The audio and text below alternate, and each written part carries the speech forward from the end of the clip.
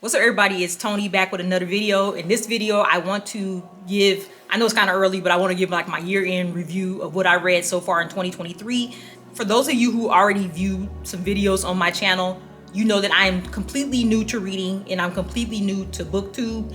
And so my list of 2023 is going to be much smaller than everybody else's, but I just want to let you guys know what I read and give a little review on each book. So if you know me, you know that I'm a huge fan of Freida McFadden. My previous video is about the book that completely changed my life and made me a reader, and that is The Coworker. This right here. I won't go into too much detail because I already did a video about this and why I think it's such an awesome book and why it is just the reason why I actually became a reader. So this book, I mean, like I said, it's just excellent. It's by Freida McFadden. If you want to know more about what the book's about, of course, you can just go on Amazon or something and read what it's about. But I also encourage you to watch my other video and I'll give you some more details on it. But this is not her first book, but it was an excellent starter book for me. And basically it's pretty much about all these people that work in the office. Main character is Dawn. She's really weird, obsessed with turtles. The other main character is Natalie, and then there's Seth, and then there's Caleb. There's all kinds of twists. I could not figure it out. I was wrong till the absolute very end of the book. And I'm usually really good at figuring things out as far as when I watch a movie, but this I just couldn't, and that's what helped make it such an excellent book. It really I like Freida McFadden because she really helps you get into the mind of like the darkness of people, even when you kind of think they might be a good person. Kind of like everybody kind of has a dark side, so I would just leave this at that. But again, like I said, this is an excellent book. The next book that I read, again, is by Freida McFadden, you guessed it, and this is her New York Times bestseller. This is her most popular book, and that is The Housemaid. If you know anything about Freida McFadden, or if you're into psychological thrillers, I'm sure you have heard about this book, or you have already read it. Of course, I'm late to the party because I just started reading. So this book, of course, as its title, it's about the housemaid. The housemaid is the main character. Her name is Millie. She has a past, like she's a felon. It's really hard for her to get a job, and so that's why she kind of takes like housemaid like jobs. And so she ends up working for this very rich family, of course, called the Winchesters. There's the wife, Nina Winchester, and she seems like, you know, a total B, basically. She's really, first she's really nice when she's interviewing Millie and everything. Millie's like, oh yeah, this is gonna be cool. This is gonna be great working for this family. But then the minute Millie starts working there, she just snapped, went 180 to a different person. She also has this bratty little daughter named Cecilia. They call her Cece. Total brat. Her and Millie, the housemaid, bump heads immediately. And then there's the husband, Andrew Winchester. And he's just, he's supposed to be all good looking, everything. He's nice. He treats Millie really good. And, they kind of have a really good relationship. And then there's also the gardener, and his name is Enzo. And he's Italian, and he doesn't speak very good English or whatever. And I don't want to give too much. I don't like to do spoilers unless you guys want to hear it. But he ends up trying to give her some clues, Millie some clues. But she can't really understand what he's saying. And it just goes on. And then basically the story starts when Millie moves in. Nina takes her up to her room, which is an attic that's literally the size of probably a closet. And all it has is this cot. They're like filthy rich. And this is where they put her. There's only one tiny window that doesn't even open and all this stuff. There's nothing in there. And then on the door, it locks from the outside. And so that's just kind of the weirdness of the place, and that kind of that sets the tone for the rest of the story. But I'm gonna tell you right now, again, just like I believe all Freida McFadden's books are gonna be, and of course that's what makes it a good psychological thriller, it's not gonna be what you think. What you're probably thinking is the wife that I told you was all rude and everything, Nina, is gonna lock Millie up in the attic, and that's just not gonna be the case.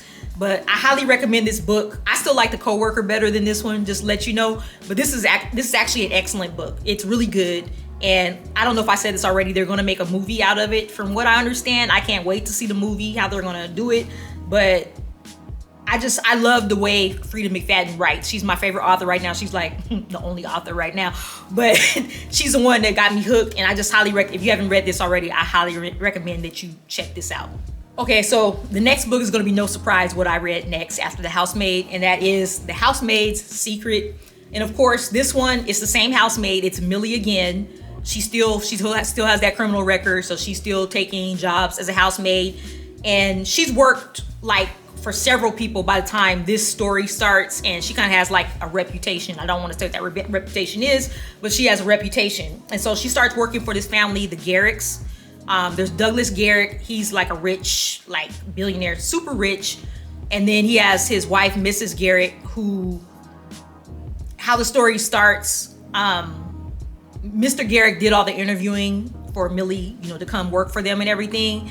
And she like basically never met Mrs. Garrick. And then, finally she finds out or whatever that Mrs. Garrick is stuck up in this room. I won't say stuck. She stays in this room. She never comes out, and Mr. Garrick's like, she's really sick and she can't do this, she can't do that. And then just all kinds of weird stuff starts happening. And all throughout this book, Millie thinks somebody's watching her, but who's watching her is not going to be who you think is watching her. So I'll just leave it at that. This book actually, I say this book has more twist in it than The Housemaid. And I was totally wrong about this book. And even when towards the end, but not at the very end, I'll say towards the middle, when you find out that something wasn't near what you thought it was, and you think you kind of got it, and how it's going to play out after that, there's more twists after that. So it doesn't even end there. And probably what I'm saying just sounds like a bunch of gibberish, but if you read this book, or if you read it, you'll know what I'm talking about. And without me doing a spoiler and giving it all away, I don't want to say it. I will say, because this is actually on the back of the book, I'm not giving anything away. Like, Millie says things like, Douglas Garrick has done wrong. He's going to pay. And she says, it's simply a question of how far I'm willing to go. And like on the first Housemaid, it's kind of like she's saying, they don't know what I'm capable of, or something of that nature or whatever. So that's just kind of let you know who Millie is, how she is. And like I said, she has a record, but she's not like a bad person, just to let you know also. So, or maybe in your mind, you might think it's kind of bad, but I don't think she's supposed to be portrayed as a bad person. But anyway, that's that. Again, another person, I won't say locked in a room. Somebody locked in a room is like a theme, seemed like with Frida McFadden, or some kind of locked door or something. So anyway, that's that. This is also a really good book. I still like as I go down this list, I'm still gonna tell you, I still like The Coworker the best, but this is really good, and I highly recommend this one as well. Okay, so the next book is by none other than Frida McFadden again. Can you guys tell that I like this author? And this book is called The Locked Door. You can see it has this creepy red door on the cover.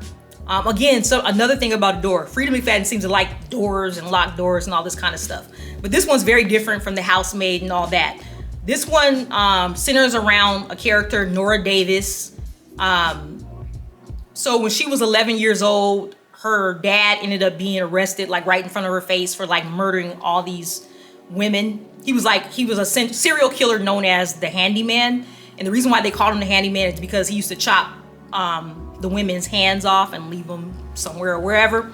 And so she's seen all that happen. And so later, then the whole story is really around her being an adult. She tries to like forget about that life. She changes her name, doesn't want anybody to, because actually her real last name is not Davis, it's whatever her dad's last name is. And she just doesn't want anybody to know she's related to this psycho serial killer who was all in the news and everything. He's actually still alive. He's locked up in prison. But I don't know, this one's just like, this one kind of had another one. It kind of had me really going, I had no idea what was going to turn out about this. Probably what you might think like is that this Nora Davis, the daughter, is going to be, it's like father like daughter, or something like that. And maybe that is what it is, or maybe it's not. Frida McFadden kind of leaves you going down all these different roller coasters and everything, trying to figure it out. And unless you I don't know how you could be right on this one, but I wasn't right. And I feel that I can usually figure things out, but I was not right on this one. I don't know if I said this already. She's a successful surgeon. She works in this office too. And she has a partner who's another surgeon. And then there's this administrative assistant who has a key role in it as well. And the locked door is So when she was little, just to say this, the dad kept the victims down in the basement. And then also something that's very key, he used to spray like this lavender spray, I guess, to cover the smell of a decomposed body, you know, or something like that or whatever. And so that's kind of another key to the story. But anyway, like I said, I don't want to give away too much. This is also another excellent book. And it's just, like I said, it's just not, there's going to be a major twist at the end of this one that I don't think anybody could figure out ahead of time. I know I sure couldn't, but maybe somebody can. But again, that's why I love Freida McFadden's books, because they're just so unpredictable. Okay, so the next book, again, I think you guys figured out all the books I'm gonna talk about is Freida McFadden, because I love psychological thrillers and I love her as an author. The next book is Never Lie. And as you can see, a creepy looking, I don't know if you see that, creepy looking brick wall back there, a leather couch. So you know, kind of use your thinker, you know where that's kind of going. One of the main characters is actually a I don't know if she's a psychiatrist, psychologist, or a psychotherapist, whatever. Anyway, she treats like mentally ill people. I just put it like that.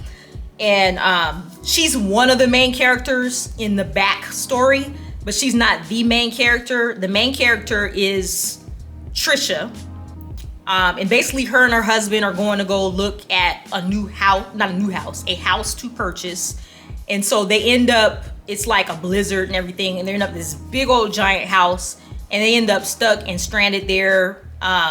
Big old house. And this is not giving away because this is actually on the back, so it's not a spoiler. So Dr. Hale, the person I said that was the psychiatrist, she ends up disappearing like many years before. And this house that they're looking at to purchase is actually her house. And so there's all kinds of creepy things that go on, and it makes you think when you're reading this book, kind of, it's like, oh, I'm like, Freida McFadden wrote a book about a haunted house, because it's things, they hear noises when they look around, things are moved around, it's not where they thought they left it and that kind of thing. But it's not a haunted house, so don't even think that that's what it's about. This is not a horror book, it's another psychological thriller. Again, I will say this one had me going the whole time. I could not figure it out. And she even, like, on some parts, I'll just say it right now, in a room inside this house is where Dr. Hale kept like tape recordings of her sessions with her patients, and she labeled them with initials. And that is a key of the story. So if you read this book, pay close attention to that. Although you'll probably be wrong when you try to guess what's going to happen. This one, I'll say, I will admit, is not, I like it and it's really good and I recommend it, but it's not one of my favorite. I'll say the ones I read, this one's probably at the bottom of the list, but it was really good. And it, again, like Freida McFadden style, like every story I think that I've read so far, it goes back and forth and it gives the backstory. And maybe that's how all books are. Like I said, I don't know, I just started reading, so who knows. But it goes back and forth and kind of gives you the backstory, but it doesn't give you the backstory all in one chunk. It goes back and forth from back a long time ago to present, back a long time ago to present. And then like a lot of the books at the end, it'll go, 3 years later or 3 months later or something like that. So I really like how she does her storytelling. But this is a really good book. It's not my favorite, but I do recommend checking this book out. So last but not least, you guessed it, another Freida McFadden. This one's called The Inmate. If you're thinking that this is just some kind of book about a prison and some psychological back and forth between like somebody visiting a prisoner or something like that, it is not that. It's nothing like that. Don't let the cover of this book fool you. I would say probably a lot of the story doesn't even take place inside the prison, but basically I've read all these books and I get mixed up with the characters and stuff, so I kind of look at the back. Brooke Sullivan is a nurse practitioner, and she moves back to her hometown and ends up getting a job at a prison as nurse practitioner, of course. And it just so happens that there was an incident a long time ago, like when she was a teenager, that happened. And the guy who the incident was with is one of the prisoners in this prison. And I think she actually knew that going into this job, but she didn't think in her wildest dreams that she'd ever have to treat this guy. And it just so happens, like within the first couple of days, whatever, her working there, he ends up, being one of her patients. And so it just kind of goes from there. His name is Shane. He, back a long time ago when the incident happened, he was like a popular quarterback or whatever. There's other characters as well. And so how the past day story happens Shane like lives in these woods back in some cabin or whatever. He's not very rich or anything like that. And Brooke and all her friends, they go there, you know, they're doing some stuff they ain't got no business doing as far as their parents are concerned. And they're all gonna spend the night there. There ends up being some people murdered or whatever. And that's just kind of where the story starts. And then it's back in present day where obviously if Shane is in prison, he's the one that was accused of doing the murders. And whether you think he did it or not, you'll probably be wrong based on all the twists and turns of the story. Once again, I thought I had the story down, but there was a couple little more twists at the end. And so I was wrong about a lot of things, which I like and which keeps me going. But this one's actually a really good book. Like I said, don't let the cover or the title fool you. Because first when I got this, I was thinking it was gonna be like a psychological back and forth, kind of like on Silence of the Lambs, like with Hannibal Lecter and whatever the girl's name was, him getting into her mind and stuff. And I won't say that Shane did not get into her mind, but that's not what all the story is about. There's all kinds of twists and turns. There's even like this whole murder thing happened a long time ago, but there's going to be present, you know, murders or murder too as well. So it doesn't kind of just end there with a whole psychological thing. There's actually things that happen in the present as well. But anyway, I do this and it says on the back, Brooke Sullivan must follow, there are 3 rules Brooke Sullivan must follow as a new practitioner at a maximum security prison. Treat all prisoners with respect, never reveal any personal information, and never ever become too friendly with the inmates. And I'll say that she did not. She followed a couple of those rules, but 2 and 3, the revealing personal information, she did do that, and never become too friendly with inmates. She did that also. But I guess you probably could guess that anyway. But anyway, so those are the books I read already in 2023. Those are the first books I ever read in my whole life. I'm really happy with Freida McFadden. I will be getting more books from her because she has plenty more books. And I will tell you guys that I did, if you looked at my bookstore shopping vlog that I did, I encourage you to watch that video if you like vlogs like that. But I did pick up a book from another author his name is Riley Sager. And I will, in my next video, I will give you information on that book that I'm currently reading, which is called, I can't remember, something about a lie. But anyway, I'm gonna make a video about that so you guys will see that one. But anyway, again, like I always say in my videos, I'm really into psychological thrillers. So if there's any other authors you think I should check out or any other books you think I should check out, drop those in the comments. And if you're reading some right now, let me know what you're reading and what you think about it. You know, no spoilers, please. But yeah, just let me know anything about psychological thrillers. I'm totally interested, and that's what I love. If you like this video, thumbs up. If you're not already a subscriber to my channel, go ahead and click on the subscribe button and the notification button so you can be notified every time I upload a new video, and I will see you in the next one.